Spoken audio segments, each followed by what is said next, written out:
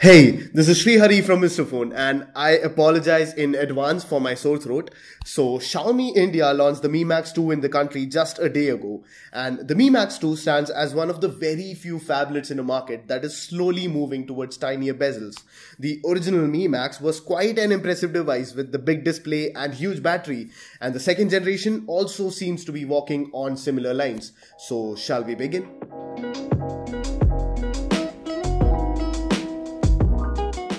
So we still have a 6.44-inch Full HD display, however the colors look a lot more refined and there is a 2.5D curved glass on top which screams premium.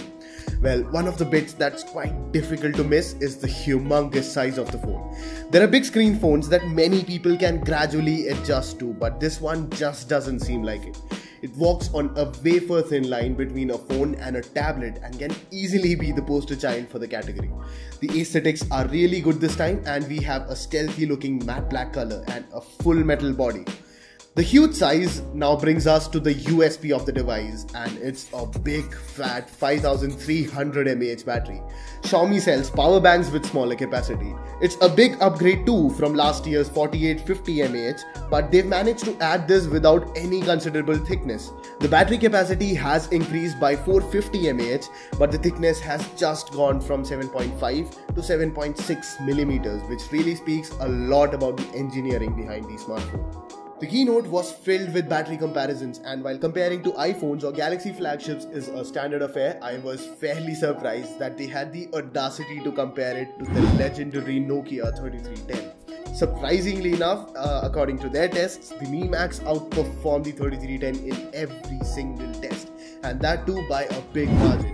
Well, we'll have to wait and see how that turns out.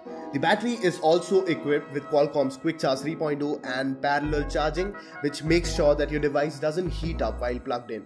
Xiaomi promises 68% charge in 1 hour, and from the looks of it, that can easily get you through an entire day of heavy usage.